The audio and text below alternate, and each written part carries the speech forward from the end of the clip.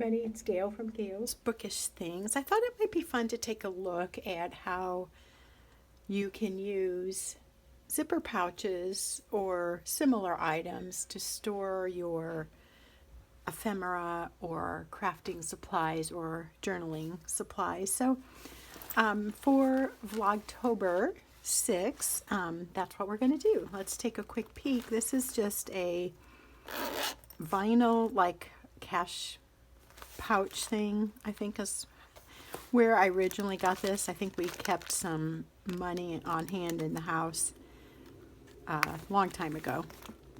Oh, actually we had a farmer's market little thing where we were selling some mixes when my older kids were much smaller, and then we quit doing that. So I converted this pouch from a cash pouch to basically a storage for stamps. I had more stamping sets than I do now.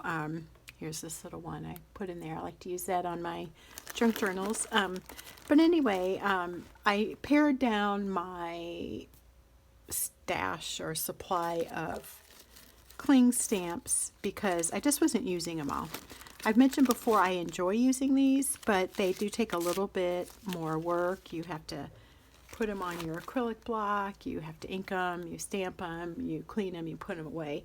And if I'm in a hurry, I don't always take the time to do that. But this is a great way of keeping a minimal supply of the cling stamps. I don't have the little bricks in here because the acrylic blocks that you can attach these to, they're in a different thing in my little craft cart, but because I keep them with the inks, this is just the stamps. In the bottom of my IKEA cart, it's one of those rolling carts. You can buy them at Michael's too, and we may do that one day here for Vlogtober. I have all these pouches just lined up in the bottom of the cart. I typically sit at the kitchen table when I'm doing any kind of Bible journaling or regular journaling, and I can just reach down and grab the pouch with the supplies that I want, and it's really, really handy that way. I like the idea of having everything together in one spot, but you accumulate a certain amount of supplies and that just doesn't work anymore. This one was from a Crabtree and Evelyn supply that my daughter had given me a few years ago, some products in there. And I really like this. This is just like a vinyl type pouch, but it seems pretty heavy duty. This has come off a couple times, but just this little handle part, but it goes right back on. And I tried to take up pliers and make that so that wouldn't happen. But anyway, I enjoy this for some reason. It just really appeals to me. It's special that she gave it to me. I would probably normally not think of this as my style, but I've liked it a lot. And in here I keep extra cords, chargers, and my Canon Ivy mini printer. So all the stuff is together. Also, you can see I have the extra printer sheets for the Canon.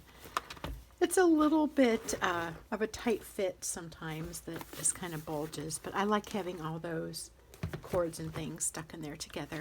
This is also from this same daughter. I got this last year, this past spring for Mother's Day. I told her I wanted a pencil pouch, and I showed her one on Etsy that I liked. That one was sold out, and she found this one for me. It's a very similar pattern, and I love it so much. I think it's so pretty. It's the flowers that I kind of relate to, just more casual, everyday, pretty flowers, but not formal, maybe is a good way of putting that. In here, I have decided to keep all my watercolor pencils. I have two nice sets. One was given to me by my friend Judy, who's the wife of our Bible study leader, and the other set is from my friend Joanna.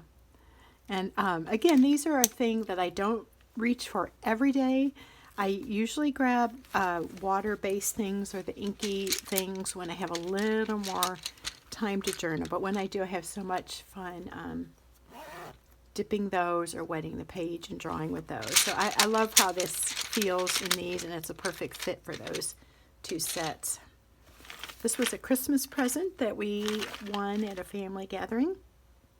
I had it in the car as what we call an emergency pouch. So nail clipper, Q-tips, Band-Aid, stuff you might need when you're out that you might not just have on hand necessarily. But now that my kids are all older, those things haven't been too much of an issue, and it's not usual anymore that we're all in the car at the same time.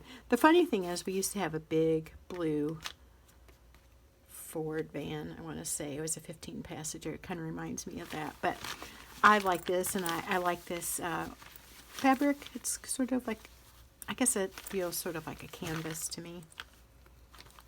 And in here, I can't remember. Oh yes, different basic markers. All of these I have used. Actually, they're just two sets. There's the larger tip and the narrower tip. These are called super tips. And these are just a Crayola off-brand Crazy Art. But both kinds, when I have a minute and I feel inspired, I like to practice some of that brush lettering, that's really cool looking, that I have fun with, that I do not have mastered. So I like to try to use those markers every so often. I keep them in here in the bottom of my cart when I'm not using them. This was a freebie from our library a few years ago when they had the reading program. Everybody got one of these, and I thought it was a really neat gift actually for enrolling in the reading program or finishing it. I don't remember. This is where I keep a lot of miscellaneous items. I have stickers in here. I have this more flimsy dollar store stencil that I love using but often forget about. I have my word sticker packs in here. And this sticker pack, you'll hear a noise in a minute. My husband's getting home from the grocery store. My back hurts today, so he ran to get stuff for me, which is very nice. These I use primarily in Bible journaling, but sometimes I decorate packages with them. So I would say stickers and stencils, and these, I just call them like sticky gems or sticky pearls. I don't know, adhesive gems. They're flat, so I mean, they're not totally flat, but they're flat on one side, so they stick. And I like embellishing tabs with those. Let's see, yeah, I've got some napkins, or serviettes, as they call them in England. Vicki sent these to me, and I have them handy here to use for ephemera. And more word stickers. So just bigger pieces that don't fit in the traveler's notebook that I showed you recently in a video. I think when I was showing my traveler's notebooks, I showed you the flower vinyl one. I keep a lot of little ephemera in that, but the bigger type pieces I keep in here. And then these are both from my YouTube friend, I guess I'll call her. That's how we met, Sherry. She sent me some great things the other day, a week or two, maybe even a month ago now. And she enclosed a lot of the stuff in these really nice snap pouches. You can see there, it's like a plastic snap. So a lot of the sticker things that she sent me, I put in here. What I have been doing is opening them up as I've used them, and then more or less, whoops, I got a butterfly stuck there. I will like cut this off or take them out and just put in the cellophane sheet so that they fit in here. Actually, these are fitting okay, but I think some of them are a little bit long, and I get lazy, so I just stick them in like that. It's kind of like a file, and it stays open pretty much. And this is also in the bottom of my IKEA cart, ready to grab to use to embellish. Oh, here, this guy broke. There's the rest of them. I will fix them later. I think these are so fun. I like putting them in the middle of a book, a journal entry, and the back. It came off of the back, but it's adhesive, so when you open up your section, there's a butterfly with wings that are stretched out, and it looks like you have a little butterfly that landed on a page. That's really been fun. I like that a lot.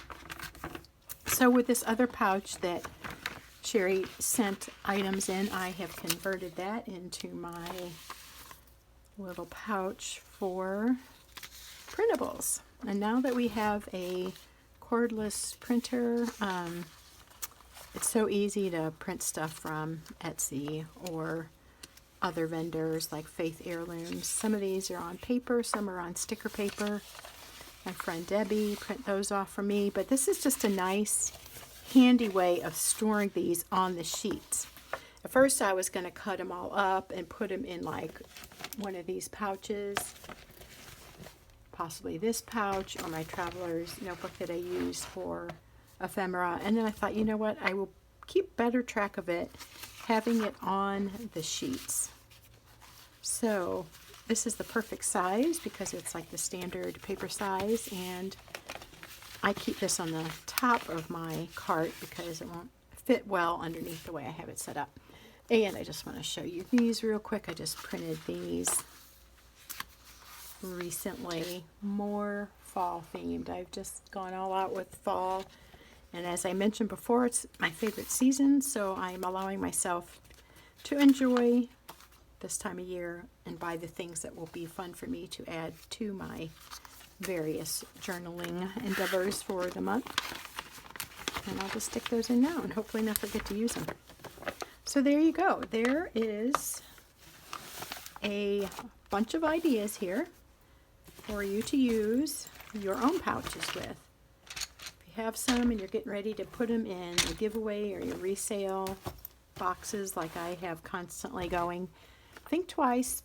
Maybe there's something you can use for it. I think it's fun, and especially the ones I've received as gifts like these, I just like having a real practical use for them, and it's kind of fun to have the variety. So yes, in a perfect world everything would fit in one container, but that just can't quite happen unless you just really streamline your crafting supplies. So I feel like I've done that, but I still have a decent amount, and this is how I like to store them. It's handy. Grab it off the lower part of the cart that wheels wherever I want it to be, and there's my stuff just within arm's reach.